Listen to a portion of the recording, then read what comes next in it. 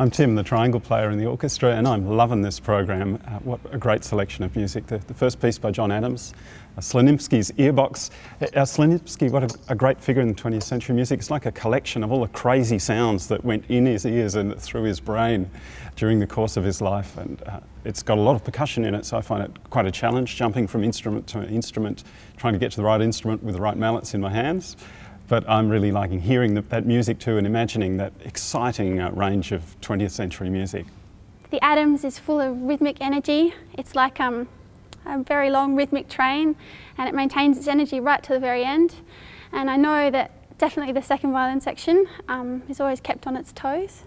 I think I was trying to pick a highlight of tonight's concert, but I think they're all highlights. I think we've got the Adams on first tonight, and that is just a really challenging piece to play, very exciting, challenging rhythmically, but really exciting piece. I hope the audience enjoys it. John Adams' piece is a wonderful piece to play. I'm a real fan of John Adams' music because there's so much in it rhythmically and in terms of sound texture. So whenever there's something by him on our program, it's always a highlight, and this is no exception.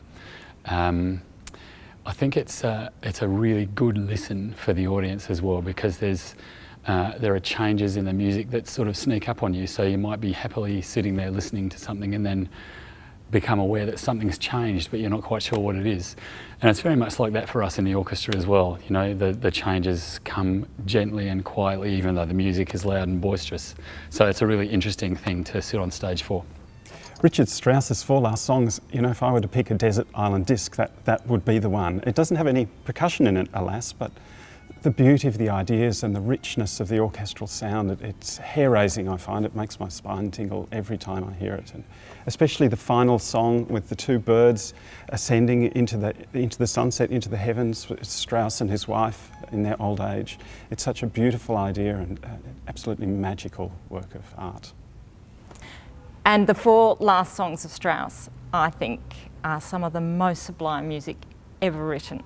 I think that it is proof that the human race is actually okay after all. Despite all the wars and all the terrible things we do to the planet, one of us wrote the music to the Four Last Songs, and we get to play it with an amazing singer.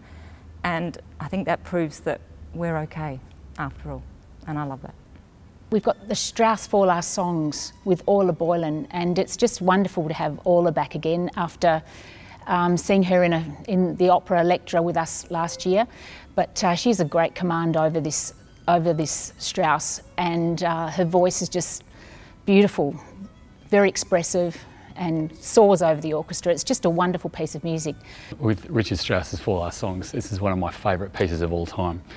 And the first rehearsal, the first playthrough of it is always a little bit anxious to see whether there's a singer who can really cut it, who can really do the right thing by the music, and Orla Boylan has proven that she's got what it takes to do this piece with real guts and determination. So it's fantastic. It's a real sort of expose of life and a life that's been well lived.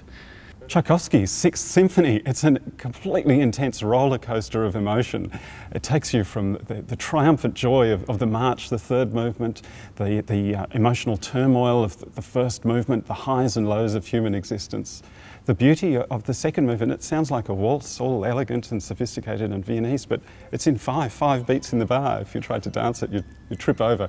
But somehow Tchaikovsky makes it just come together magically in a beautiful waltz-like flow. But my favourite movement, of course, is the last one, after you've had the turmoil and the beauty and the triumph.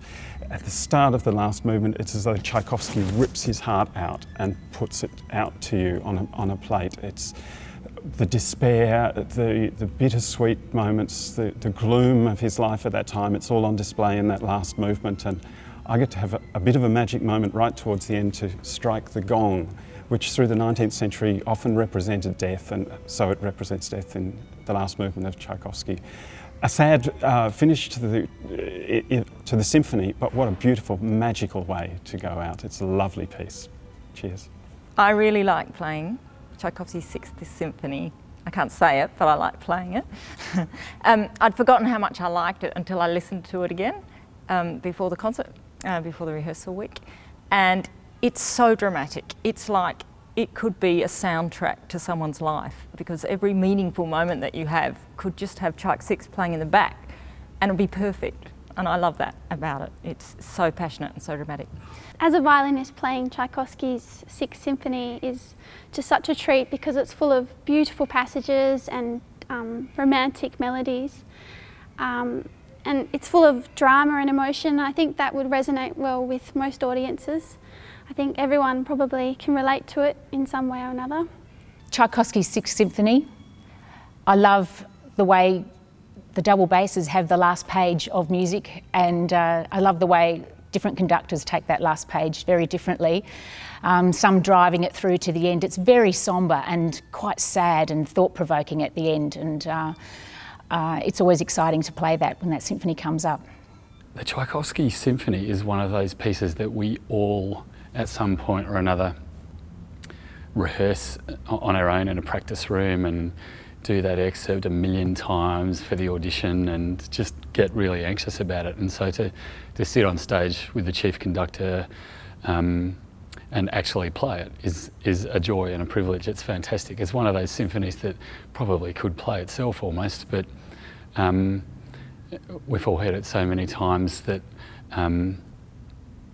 there's always something new to hear and something interesting to hang on to, and again, this is no exception. Paul Daniel doing a great job and a wonderful piece of the repertoire for us to enjoy.